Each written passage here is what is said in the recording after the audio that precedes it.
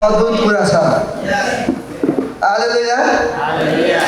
अब म तपाईँलाई अर्को पनि भन्छु, अर्को कारण पनि भन्छु किन चाहिँ हामीले जिउँदो बलि गर्नुपर्छ भन्ने कुरा पनि म तपाईँलाई बताउन चाहन्छु। किनभने यहाँ हेर्नुहोस् त, तपाईँले 4 पददेखि म अलिकति पढ्छु ल, तपाईँ स्पष्ट रूपमा आज बुझ्नुहुन्छ।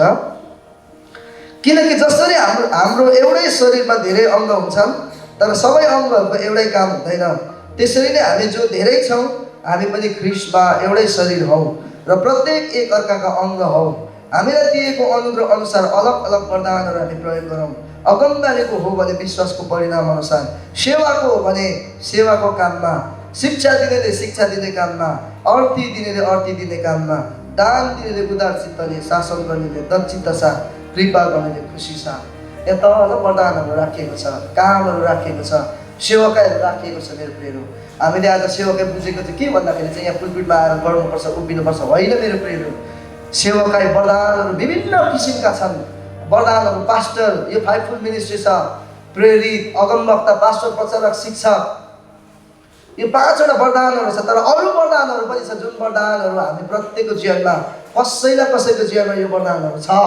आमेन। म तपाईँलाई भन्छु, तपाईँ कोही पनि वरदानविहीनको हुनुहुन्न। परमेश्वरले हरेकलाई एक एक वरदानहरू दिएर यस संसारमा पठाउनु भएको छ। जुन दिन तपाईँले ख्रीष्टलाई पाउनुभयो त्यो वरदान एक्टिभेट भइसकेको छ। जुन दिन तपाईँले ख्रीष्टलाई स्वीकार गर्नुभयो त्यो वरदान तपाईँको जीवनबाट चल्नु सुरु गरिसकेको छ।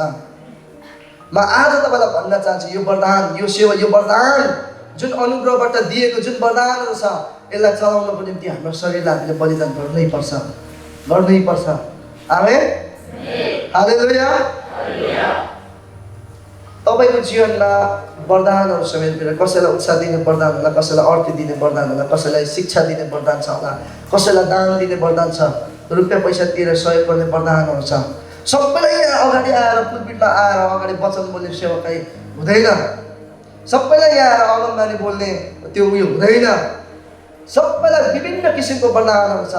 त्यो वरदानको लागि हामीले आफूलाई परमेश्वरको अगाडि हामीले समर्पण गर्नुपर्छ। किनभने लेखेको छ आत्मिक उपासनाको निम्ति उचित वरदानहरू छ। मेरो प्रिय, त्यो वरदानहरूको लागि हामी त्यो वरदान हाम्रो जीवनबाट बगोस् भन्ने हामी चाहन्छौँ भने चाहिँ नि, त्यो वरदान हाम्रो जीवनबाट हामी चलेको चाहन्छौँ भने नि हामीले समर्पण गर्नुपर्छ आफ्नो जीवन।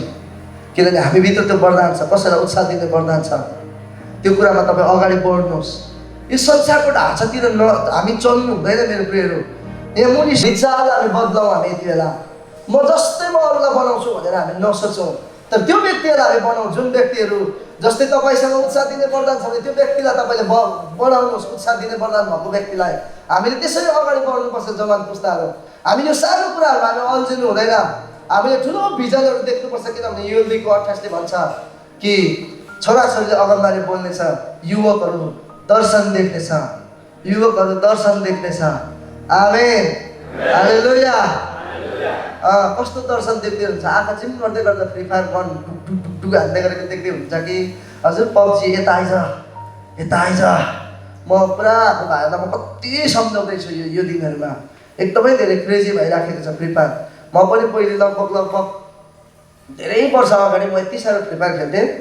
त्यो भर्खर सुरु हुँदाखेरि अनि एकदमै बेसी म पनि खेल्थेँ त्यो कुराहरूमा। अनि रातभरि त्यो यस्तो सपनामा रिसाउँथेँ क्या म त। दाँत कुडिराखेको हुन्थेँ किनभने त्यो मारेको देख्थेँ क्या म त। रिस उठ्दो रहेछ त्यस्तो। हामी यस्तो कुराहरूमा अल्झिनु हुँदैन। अस्ति हाम्रो यता यहाँ सङ्गति हुँदै गर्दाखेरि यता अगाडि वचन प्रचार हुँदै थियो अरे, पछाडि कोही गेम खेल्दै गरेको कुरा पनि हामीले सुन्दै थियौँ। मेरो प्रियहरू,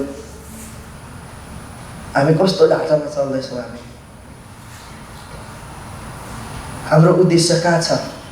परमेश्वरले हामीलाई दर्शन देख्नुको लागि बनाउनु भएको छ। आँखा चिम्लिङ गर्दै गर्दा तपाईँको आँखा अगाडि सबैभन्दा पहिले को आउँछ? येशू आउँदैछ कि अर्को येशू आउँदैछ? ढपक्क सजिएकी येशू नि। हजुर दिदीबहिनीहरूकोमा येशू राजा।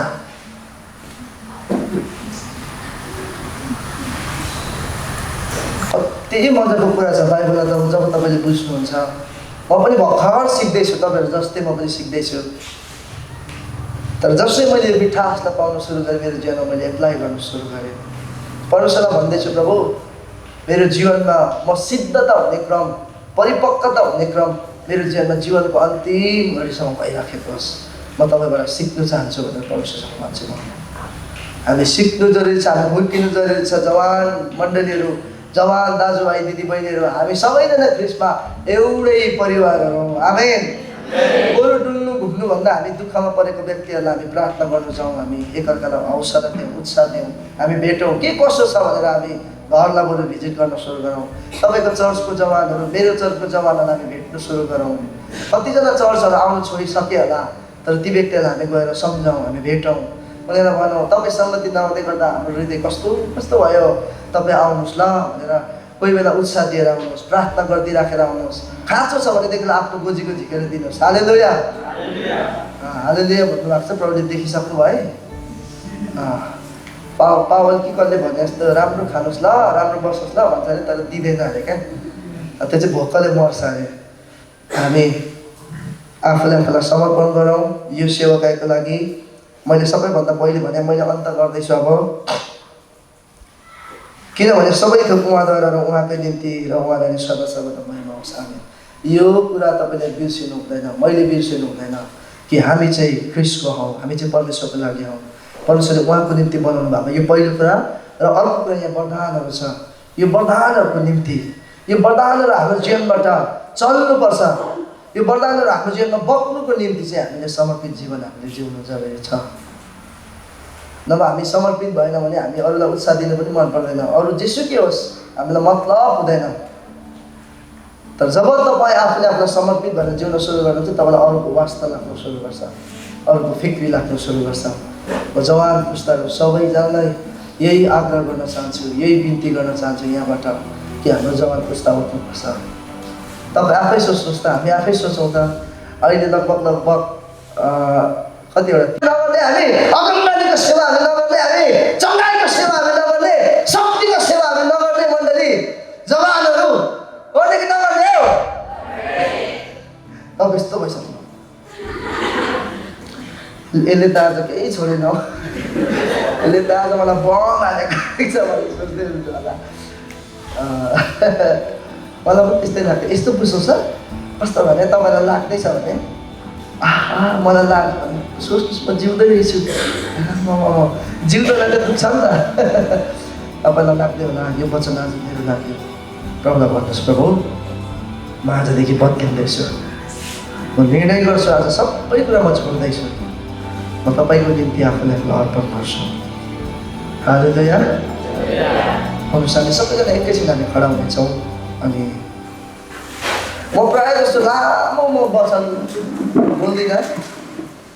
अनि कुनै टिचिङको सिरिजहरू छ भने चाहिँ म एकदमै लामो बोल्ने गर्छु, तर प्रायः जस्तो म चर्चमा एकदमै ठिक्कले बोल्ने गर्छु। कारण सबै कुरा मान्छेले बुझ्नुपर्छ, मान्छेले सबै कुरालाई रिसिभ गर्नुपर्छ भन्ने चाहिँ मेरो मान्यता छ।